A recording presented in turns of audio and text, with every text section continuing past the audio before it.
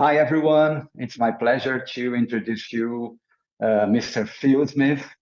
He's a former chairman of the world rankings, more than 20 years working in British Horse Racing Authority. He was head of handicapping there, and he's our teacher nowadays in OSAF, and he will try to explain to everybody some of the principles or something about the rating system. So, hi, Phil. How are you? Hi, Ricardo. I'm great. Yeah, nice to see you. We've got a very, very Brazilian sunny day in England today. Oh, it's great. Here in São Paulo, also is a hot day. And well, I hope you appreciate those questions about ratings.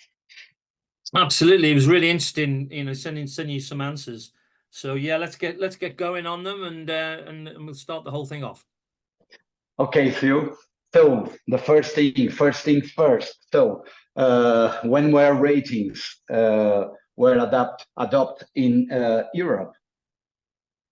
Okay, well, to take in England as an example, first of all, England and Ireland were the first two countries to really get it going, and they had two systems, an English system and an Irish system, and a lot of Irish horses were coming over to England and winning races, and the English believed that the Irish ratings were too low because they were winning handicaps, and so it made a lot of sense for the jockey club who ran British racing in those days to try and bring Britain and Ireland together. And we had lots of meetings before my time, obviously in the 1960s, where the handicappers met together and discussed how they work, the methodology, a little bit like we do nowadays, and tried to come up with a way where they were working in a similar way to each other. And that was only in the 1960s. That was undertaken by probably the best handicapper of all time, Geoffrey Gibbs, who taught me, taught Nigel Gray, taught Dominic Gardner-Hill, and he was the head of handicapping at that time. And I think he had a vision that the methods that were being used in England could be sort of spread, first of all, into Europe, and then hopefully around the world. He was very, very keen on spreading the word in the USA, particularly. I'm not sure it ever quite caught on in America, but it certainly has in South America, and it certainly has in the rest of Europe. So it was down to him at the time. And then in 1971, the handicappers of Britain, France, and Ireland, they got together, and for the first time, they built what they called an international classification. It was a bit of a fancy title because there was only actually three countries who were in it. There was only Britain, France, and Ireland who were in it. And they agreed ratings for all of the horses in Britain, France, and Ireland who were rated above 120. Now, as you know, now in our international meeting, we go down to 115. And the individual countries, they go down, like, for example, Europe, they go down to 110. I've just been in the OSAF meeting where we went down to 105. It depends on where you are all over the world. It's done, the best horses are done internationally, and the next division, sort of Division 2 horses, if you like, they're done regionally. So all of the OSAF guys, they get together in June this year in Rio, where you talked about all of the ratings, discussed it, analysed it, disagreed about it, same as we do in Europe, same as we do all over the world, and eventually you have a vote, and the horse gets that rating, and that's spread from Britain, Ireland, and France. It spread initially to USA, although it never really caught on there. But then it went to Australia, it went to Japan, South Africa, New Zealand. All of the countries that we know now are sort of part of the world system. The country that's probably embraced ratings probably more than any other, I would think, would be Japan. And why do they embrace it? Because by and large, they've got a lot of the best horses. So they very much like to see their horses at the top of the pile. So it's sort of spread from 1971, you know, to I think you guys joined, was it about 2012, Ricardo? Yes, our first meeting was back in 2010 with Mr. Kieran Kennelly. When we start with like training lessons since the day one. So the first meeting was in Buenos Aires, Argentina, back in 2010. I was there, but in the beginning, the rating system wasn't especially to assess the quality of the races. When the International Federation decided to apply this to assess what I said, the quality of the pattern races. Yeah, you're absolutely right. I mean, initially in the sort of, in the 1970s and certainly in the 1980s, it was just done out of interest to see the general public liked to see who the handicappers had as the best horse in Europe initially, and then the best horse in the world. There was a lot of debate, enthusiasts, punters, racing, people who are keen on horse racing. Everybody loves to discuss this horse is better than this horse is better than this horse, and so on. So it was done for that, and eventually I don't know who it was, but it was certainly was in England. They said, well, actually, if these figures are so good, why don't we actually grade our pattern races by using the ratings? And they said, okay, well, what we'll do at the end of the year, we'll look at all of the races. We'll look at the first 4 horses in each race. We'll look at their ratings. We'll add up the ratings. We divide by 4. And then we've got an average race rating for that particular year. And they thought that was a really good idea. And then so a few races got downgraded because they had a bad year. And so the race courses said, well, no, we're not really happy with this. So they said, okay, what we'll do is we'll look at the average over a 3-year period, which made it fair. And it was also used not just for downgrading races, it was used for promoting races if they got to a certain level. And now pretty much everybody around the world says that a grade 1 or a group 1 has to be around 115, a group 2 110, a group 3 105, a listed 100. But within that, as you well know, we have tolerances, so just because a race doesn't make it to 115, it isn't automatically trashed as a group 1 race. We have some tolerances to try, because it's a little bit unfair to just completely ditch a race when it has a couple of bad years. So we're quite tolerant of races not quite reaching their levels, but that is done not by the IFHA. I think they're done pretty much by all the regionals, right? For example, OSAF has their regional pattern committee, and they will look at all of the races, see how they've performed on the last year, see how they've performed over 3 years. And obviously, if you have a race that's really improving and getting better and better and better, then you like to see it progressing from a group 3 to a group 2. But similarly, if you have a race that's really struggling, the chances are it's going to get downgraded from a group 1 to 2 to 3 and so on. We have a big race at Royal Ascot, which is in trouble, right? And that's the Commonwealth Cup. It's a really good sprint race for 3-year-olds, but the last 2 or 3 years the levels have been a little bit low, and a lot of people now are saying, well, the Commonwealth Cup, that's going to get downgraded. It hasn't been yet, because the pattern committee, European Pattern Committee, hasn't actually met, but next January, when the European Pattern Committee meet, they will discuss the Commonwealth Cup and will decide whether they maybe give it another year as a group 1 or maybe downgrade it to a group 2. And you will have races, obviously, that you are well aware of in South America, Ricardo, that are under pressure, and you've got others that are bubbling under the surface, where the race course and the country want those races to go higher. Yeah. And can you say everybody happy with the system around? I would say where you've got a situation, for example, let's say in Japan, they have very, very few failing races. You know, most of their races meet the parameters. You know, they're very brutal with themselves, Japan. You know, if a race misses out for 3 or 4 years, they'll ditch it, they'll drop it down. But I think they love the system because it sort of shows them off in a very good light. You know, they don't have many failing races, if at all. You know, and the system works well for them. Other countries, you know, where the races are struggling a little bit, not sure they feel the system is quite as good as maybe Japan do.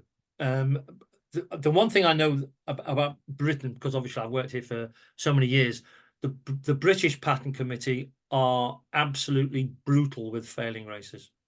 You know, if a race is struggling, they rather drop it to a Group 2 level. And there has been occasions where a race has dropped from Group 1 to Group 2. The race course is upset, as you inevitably. And what they've done is they've pumped money into the race. And all of a sudden, 3 or 4 years later, the race is performing like a Group 1 again, and it gets promoted back up. So it's gone from 1 down to 2 and back up to 1. Now, to me, that's the system working pretty well. Okay, you know, so when that happens, but so there's flexibility within it, but obviously there are some countries where there's a lot of failing races. Okay, so now that we had some historic point of view, can you try to explain, because it's not easy. Of course, you are a teacher, so probably you're going to get it. So the theoretical grounds of the rating system, please. Okay, well, I've got something that I want to share with you. Okay, so this is a race that I've used sort of a number of times. It's the race that Frankel won at York in 2012, and I find this is a really helpful race to look at how you build ratings, which we're obviously in handicappers meetings, we're talking about the building of ratings all the time. And everything is to do with a performance figure.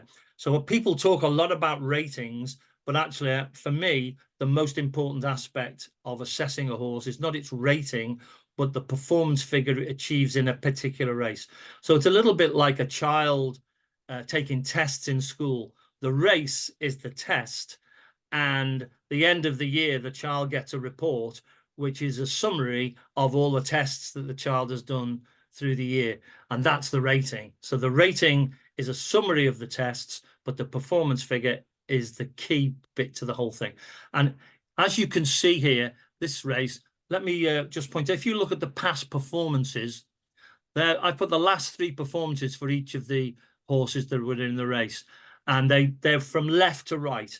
So Frankel in his last race, which he won, only performed to 131. So why was that? Because he sort of didn't, maybe he was a little bit below par on that day, but he sort of didn't need to be up around his rating. But his rating, as you can see, pre-race rating is 140, and that was from 2 runs ago. Okay, if you look at his past performances, there you can see the 140. That's his rating. All right. His most recent run was 131, and 3 runs ago, he did a 138. And if you look down, there's far 115. He did 122 the time before. That's his current rating.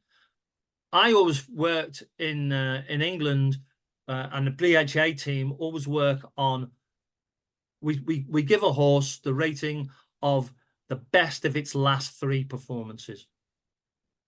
Okay. Right? So that's how we work, the best of its last 3 performances. Once we get to the 4th or 5th performance, right, and it hasn't reproduced that level, we start dropping its rating. Right? Perfect. So you'll see that Far, his 122 is from 2 runs ago. St. Nicholas Abbey, his 124 is from 2 runs ago. Right? Twice over, he's been higher. His last 3 runs have been disappointing, and we dropped him. He was in the 120s at one point, but we've dropped him down to 118 by this stage. Bullet Train, 108. You can see he did a 111 3 runs ago. Sriputra, 116. He did that last time, right? And so on and so on. And you can see. Now, the one thing to tell you about these is that these two horses, Robin Hood and Windsor Palace, are pacemakers in the race. Okay. Okay, they're both trained by Aidan O'Brien, who also trained St Nicholas Abbey, right?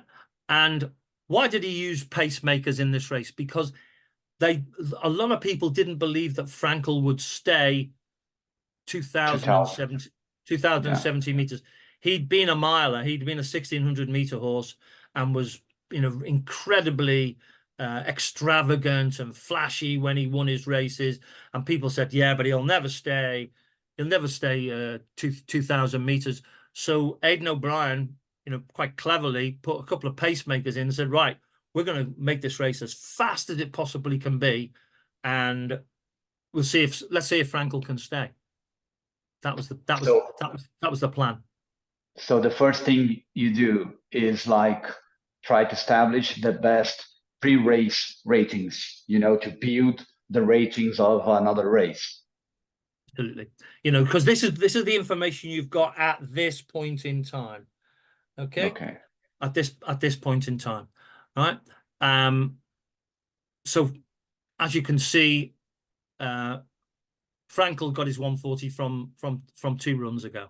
So who did everybody expect to win? Everybody thought Frankel would win, but there were some doubters because they thought that, maybe if he didn't stay, then St Nicholas Abbey, you can see over here, St Nicholas Abbey was the second highest rated horse in the race, and people thought St Nicholas would win, and that was Aidan O'Brien's plan. Okay. That was his plan. Okay. So what we then do is we say, okay, we've decided that there's going to be 16 points between the winner and the second. The next distance is a nose over 1.25 miles, 2,000 meters. We're going to call that no points at all. We're going to say that Far and St Nicholas Abbey are the same. Then we've got 6 lengths. We're going to call that 11. A neck we'll call nothing. A 2 we'll call 3 points. 3.75 we'll call 6, and so on. And you can see what happened to the 2 pacemakers, where they finished in the end. They're not relevant really in this race. And so the next thing we're looking for is we're looking to try and find a guide to the level of the race. And I've put 5 possible options in here that I would have looked at to decide which of these horses should be the guide. And then you decide, well, and does that make sense? Is it a sensible thing? So I could have used Far as the guide. Okay, here's option 1. That would have given, we would have then used Far's rating, 122, as the guide to the level of the race. It would bring Frankel out at 138, a little bit lower than his rating. It would have given St Nicholas Abbey 122, a little bit lower than his rating. It'd have given Twice Over 111. Well, he's been struggling a bit recently, so we're not really too surprised at that. Here's our problem horse, Bullet Train, right? 108. Here he's 111. Now, I was worried about this at first, but then I realized that Bullet Train was Frankel's pacemaker, but you'll have seen when you just watch the race, he didn't actually make the pace because he didn't need to make the pace. So actually, Bullet Train, he ran a proper race in this race because he didn't need to be the pacemaker because Aidan O'Brien's horses went scooting off into the... So I'm not too worried about that. Sriputra, 108 compared with 116. Planter 102 compared with 117, and we're not worried about these 2. So that's option 1. Then you've got option 2, where you use Bullet Train as the guide with his 108. And of course, that brings everything down by 3 because we had, in option 1, we had Bullet Train on 111. Now everything's 3 lower. because we've used a completely different guide. And this is the problem, Ricardo, that you and I have had for years and years and years. You choose this guide and it gives you a level here. You use this as a guide and it gives you a level here. And eventually you apply, I suppose, what we would call common sense, and you try and convince the other people in our meeting that this is a sensible decision to do. Then you've got another option here, right? Right, and this one, we use Sriputra as the guide, and look at the effect of that. Frankel 146, up by 6, Farr up 130, up by 8, St. Nicholas Abbey 130, up by 6, etc., etc., etc., etc. Now, you can just imagine what would have happened, Ricardo, if I'd have gone to our meeting in Hong Kong and suggested option 3. Well, as I would say, it's not a one-person decision. You need to convince everybody. So all the guys would have thought I'd taken leave of my senses, wouldn't they? Yeah, yeah. Well, he's become an old, something like this. Yeah, he's past it. He's past it. Yeah. Okay, here's option 4. Now, this was an interesting option, I thought, because we've got Frankel as a guide, 140, 140, but we've also got St. Nicholas Abbey at the guide, 124, 124. So we have 2 guides in this option, right? And I don't know about you, Ricardo, but I'm always more confident about my level if I can find more than one guide in the race. I think I did have a race I was doing a few weeks ago where there were 4 guides in the race. So I thought, oh, fantastic! This is just so simple and so easy. And so that was I chose that level. So here's the 140, and then my final choice is Twice Over as the guide. Now, I've just said that Twice Over had been running badly, and now we're going to use him as the guide. And this is something I tell people all over the world: you must avoid this.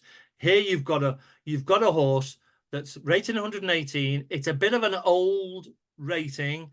It's a little bit past its sell-by date, right? And now you're using Twice Over as the guide. Is it a good idea to do that? And I tell people like that all the time. So I'm definitely not going to use option 5.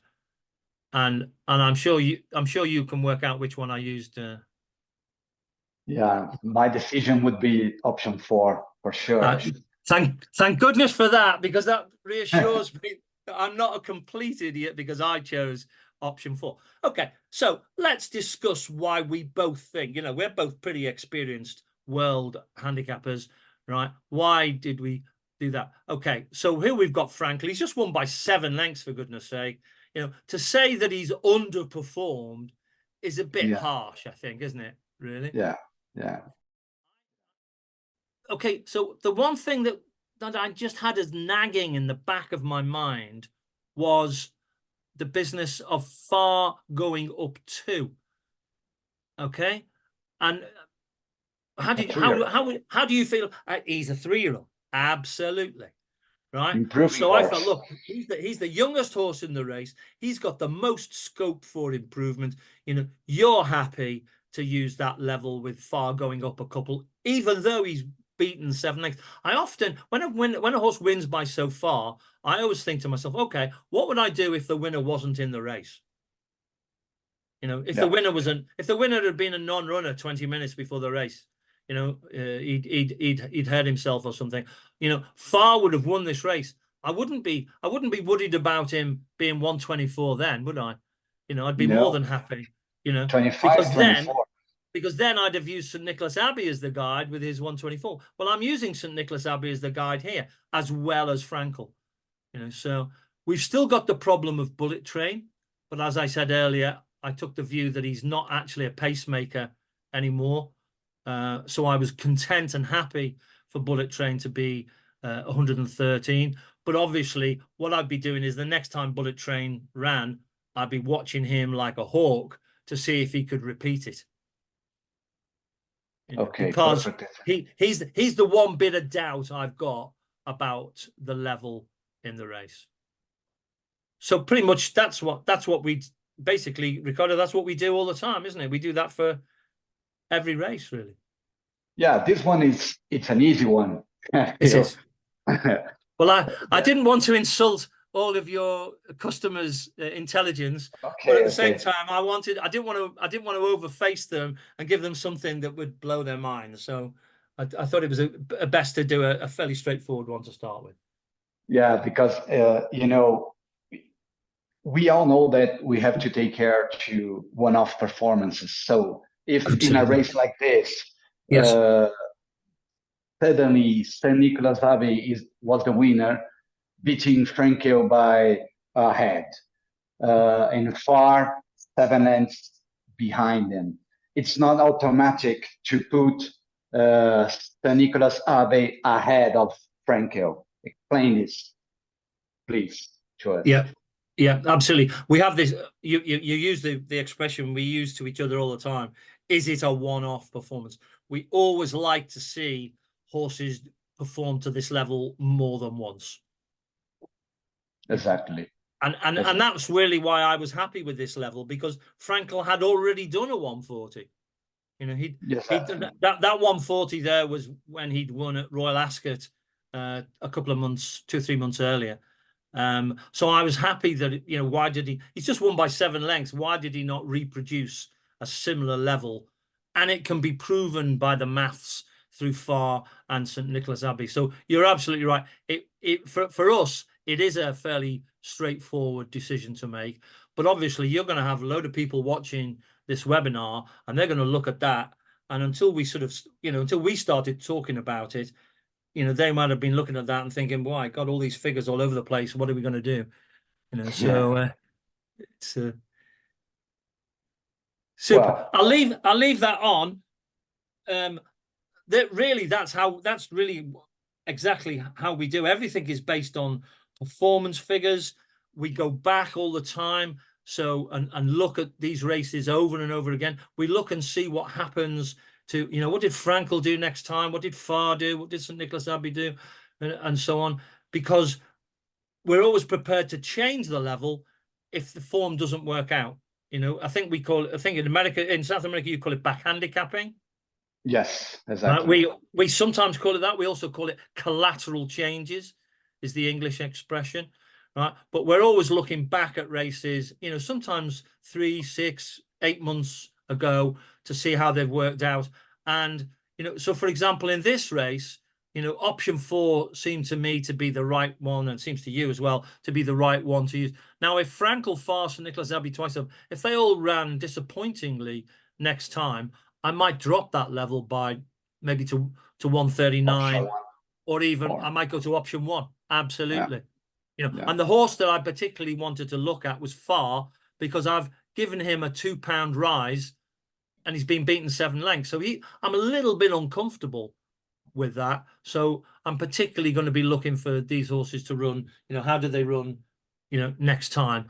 As it happens, they all ran, they were all fine next time. I mean, Frankel again won his next race, and so on. So that's basically how we do it. We do it from a performance figure point of view, and the performance figures go together for a rating. And the rating has to be what we call the best sustainable performance for the year. That's its end of year rating. And that's the one that's used for pattern races. It's best sustainable performance. And we have lots of races where we come up with a level in the middle of the year, and by the end of the year, that level is not sustainable, so we drop it. And we have other races where the level is actually higher by the end of the year, because all of the horses have gone onwards and upwards, and you know, so we raise the level. So you can have upward raises, down drops as well. It depends on how the form has worked out. And clarify something. I realized that you did not mention the name of the race, the grade of the race. So it doesn't matter if this is a grade 1 race or a grade 2 race or even a grade 3 race. Correct? Absolutely. It's the quality of the horses in the race, right? And people often, and we've been in meetings with handicappers from around the world, and they'll say something like, this is our best Group 1 of the year. Now, and I'll look at the horses and I'll think, well, no, I think you've got a better group. I think you've got a better Group 2 a few weeks later with better horses. It's not about the grade of the race. It's all about the quality of the horses. Yeah. Perfect. Absolutely. Perfect. Yeah. There's no figure that we have to come to for, oh, it's a Group 1 race, so we've got to be at least 115 or 120 with a winner. That doesn't matter at all. You know, I've had Group 1 races where the winner's been 108. Yeah, and there's no, it's not normal to consider in a race like the first 4 or 5 horses improving in the same way. Of course, if they are like 2-year-olds or maybe 3-year-olds can be, but the normal thing is at least some horses keep the same level. Yeah, absolutely. Yeah, it's really important. I mean, we hope we have as many guides as we can. So we hope some horses run to their exact level, because that makes our job easy, right? But obviously that's their horses, and they do what they want to do, not what we want them to do. So very often you have, I mean, I've had some races where the whole field has underperformed in the race. Everything has underperformed. You know, that's just the way it is, you know, and the reason why that has happened is because there's been a very lowly rated horse in the race, and that horse, he drags the level of the race down, and it often happens in slowly, as you know, in slowly run races. We had a race at York this weekend in England on Saturday, right, where there were only 4 runners. I think it was a Group 2 or a Group 3. And there were 4 runners, and they just virtually trotted round and then sprinted at the end. And that, from a handicapper's point of view, that's terrible from our point of view, you know, because the horses all finished too close together. You know, what we like, there's an English word, I don't know how it translates in Spanish or Portuguese, but we have this word differentiation. We like differentiation between horses. So there's gaps between this horse and this horse and this horse and this horse. We like all the horses to be different, you know. So to keep things clear. To keep things clear. Yeah. Yeah. Okay. Do you want to go back to our questions, Ricardo? Anyway, yes. We'll keep this on for people. We'll keep this race on for people to look at, you know, as we talk. We have some FAK questions here, but I just want your point of view, just to explain to us some going or ground point of view in a race. So if you have a heavy ground or a heavy going, because ratings are about separation between horses, so the separation makes them better. But when you have some extremely situations in terms of ground or going, how can you assess a race like this? Yeah, that's a good point. I think, first of all, you'll get in a heavy ground race, you'll get at least 2 horses probably who just run terrible, right? And for those horses, it's an ignore run. You'll probably leave their rating. You won't change their rating. They'll have a very, very low performance figure because they haven't been able to handle the ground. And you just treat it with a little bit of concern. The other thing that I do as well is I use with a heavy ground race, I'll use a different points per length. Okay. Right. So if it's a heavy ground race over 1.5 miles, I'll use the points per length that we use over 1.25 miles. Okay. You know, you reduce. I reduce everything. I reduce it. Okay. Absolutely. You know, so I do a completely different one.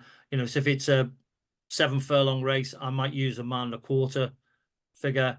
So I wouldn't use £2 a length for 1,400 meters. I'd use less than that, because otherwise the figures get just blown out, don't they? They just get too blown out. Perfect. So heavy ground. As soon as you see the word heavy, you think caution. Don't go too high. Is the thing. Okay, it's a clever advice. So the questions. The first one, I think you already answered, but if a horse has more than one performance during a season, which of these ratings are considered for the end of the season rating, like the last one or the best one during the season? Okay, I think we have an expression. It's the best sustainable performance. Okay, it's the best performance, not just it's not the average performance, it's not the most recent one, it's the best performance of the whole year, but it has to be, you have to still be able to prove it at the end of the year the same way as you could prove it at the time. So you'll look at what the horses, the first, second, third, fourth, fifth, what did they do subsequently? You know, did they keep the level of the level of the race happy? I was looking at a race just this morning, right? And the winner subsequently ran badly. But the second, third, fourth, fifth, sixth, and seventh all ran better. Okay. Right? So I felt that level of the winner was sustained, not by him, but by the placed horses, the ones that finished behind him. So I was happy to keep him on that figure, even though he's struggled since. I mean, horses get ill, horses have slight injuries. You know, we're very, very lucky as handicappers when they run two races the same. We can't expect it to happen. So they'll often sort of deteriorate. And our job is to give them their highest sustainable performance, because remember, it's being used to assess the quality of your races. Right, so that's the most important thing. Right. Yep. Good. Next. What should be the rating allocated to a debutant 3-year-old runner? There is no rule. Right. Yeah. It depends on the opposition. You know, obviously a debutant, we've got nothing to go on. Right. We don't look at breeding. Right. We can't look at breeding. We can only look at the result. Right. And we'll look at all of the other horses and try and slot them in with the other horses. So it's a little bit like, if you go back to the Frankel race, let's say Frankel had never run before, right? We'd still use St. Nicholas Abbey as the guide. Yeah. So he'd still end up with that figure. It's just that, you know, that would be his first run. Very unlikely, but that's what we would do. We can't just guess at him. We have to use other horses to come up with a rating for him. So depends on the quality of the opposition, for sure. Okay, and then what rating should be given to, for example, a 4-year-old runner winning a Group 1 race? Well, a little bit like you said earlier, we don't look at the grading of the race. It's all about the opposition. It doesn't matter whether he's a 3-year-old, a 4-year-old, a 6-year-old, a 7-year-old, right? He wins a Group 1 race, right? The fact that it's the best race in England. For example, we had a King George, which is one of our biggest all-age races at the weekend, and I had the winner performing to 125, and that would be a low figure for that race, a pretty low figure. You know, you'd normally get that race to be 128, 129, something like that, and I had it on 125. It was a 25-1 surprise winner. Goliath, and he's not over Auguste Rodin. Absolutely, he's a turf horse. Absolutely. So okay, I've got him on 125. I think a couple of other people we have a world system, as you well know, and people put their figures on. We can see what everyone has said, and the figures at the moment vary from 124, 125, and 126. So you'd normally get that variation on the Monday after a big race. Perfect. So the next question, is there a ceiling or a top rating for certain races? Absolutely not. No. You know, you get good Group 1s, you get not not very good Group 1s. You get good Grand Premio de Brazil races. You get not very good Grand Premio de Brazil races. It depends on the horses that are in the race in that particular year, and you have to put the grading of the race to the back of your mind, and it's just not important. Okay, one other quick thing. The most important thing, as we've mentioned it a few times already, is back handicapping. Yeah. Always go back. You know, I tend to go back after about a month to see which of the horses have run again.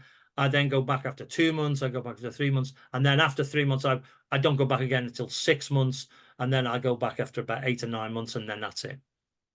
Okay, so may one race have different top ratings between one season and another? Yes, and it should do. And as we just said, with you know, the King George race the other day, 125. I mean, I've had the King George winner on 132. I've had it down on 120. This particular winner, I was really quite impressed with him, the way visually on the day, but at this point, he'd probably be seen as a slightly below average winner of the race. Perfect.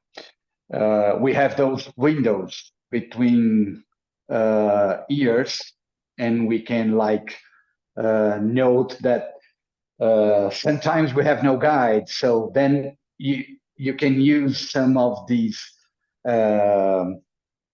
spaces between years, good year and a bad year, to establish the level of the race. Yeah, I keep the ratings of the first 4 in every race for 5 years, right? Okay. And I find after 5 years, the character of the races often alter after 5 years. So, but I have 5 years, so I know what I've given the best winner over the last 5 years, and I know what I've given the worst winner. I know what I've given the best second place and the worst second place, the best third, best fourth, worst third, worst fourth.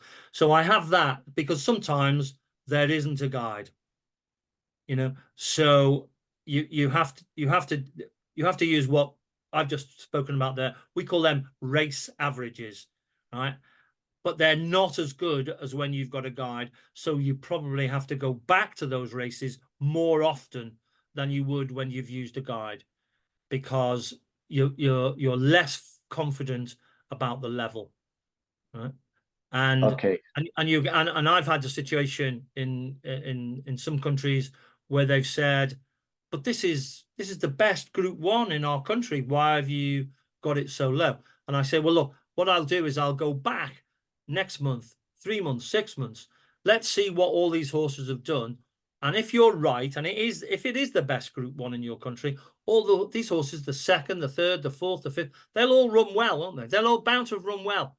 If this is the best race in your country, they're going to be running in races that are not your best race. So they're going to run well. And then if they have run well, I'll increase the level of the race.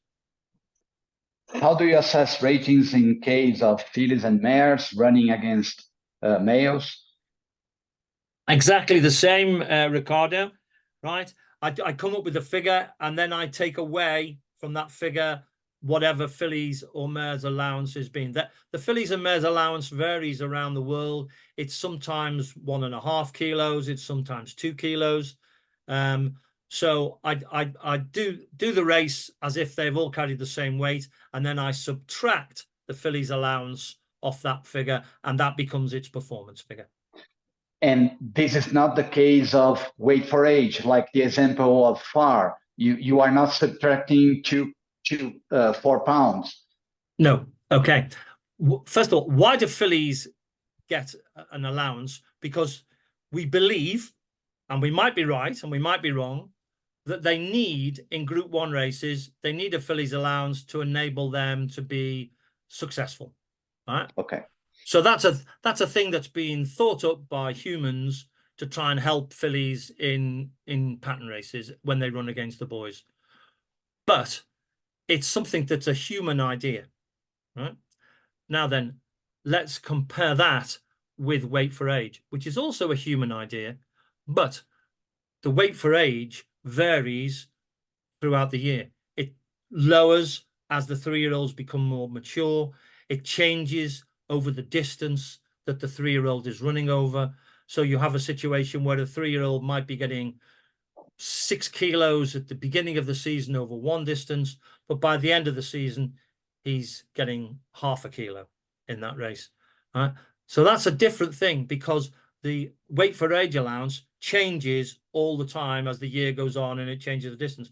The fillies allowance is always exactly the same. It's either 1.5 kilos or 2 kilos, depending on which country you're running in. But it's 1.5 kilos in January over 1,000 meters, and it's 1.5 kilos in December over 2,400 meters. So there's the difference between the two. So with the fillies, you have to subtract it off, but with the 3-year-olds, you don't subtract it off, because they are immature in comparison, and we know that's because you just need to look at them. You'll see that 3-year-olds are generally smaller than the older horses. Okay, is there any special thing to do when you access some 3-year-old races, like only 3-year-olds, or you think only that the improving is a factor? I'm never surprised when I do back handicapping and the levels for the 3-year-old races have gone higher and higher and higher and higher. I'm never surprised at that. You know, I sort of half expect that. So you get a good 3-year-old race where you've got sort of quite high ratings, and you're hopeful and pretty confident that the first, second, third, fourth will all go onwards and upwards and go better and better and better, because they're immature horses, and they're hopefully going to get better.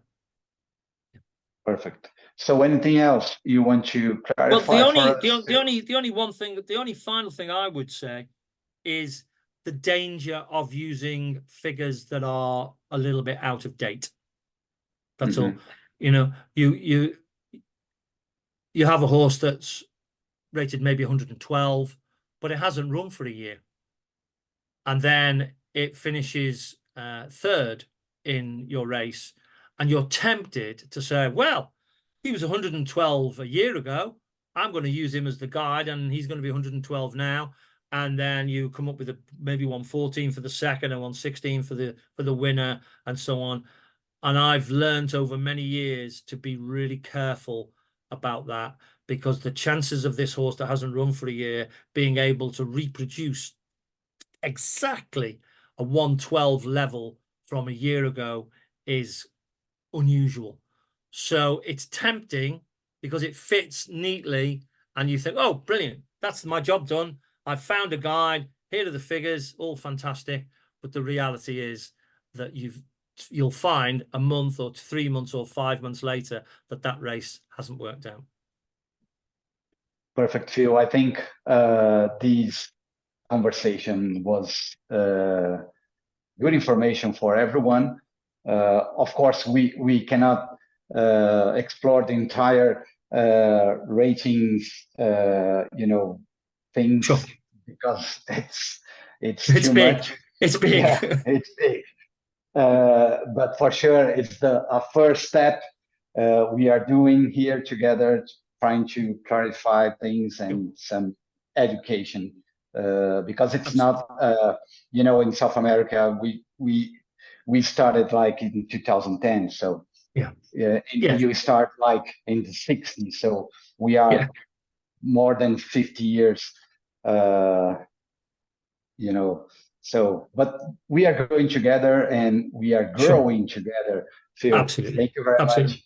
Well, I hope that people have enjoyed it and they found it interesting. And if you get a good feedback, then, maybe in a month or 6 weeks, we'll do another one. Okay. Thank you very much, Phil. Nice to see you again. Take care. I'll see you soon. Bye. See you soon.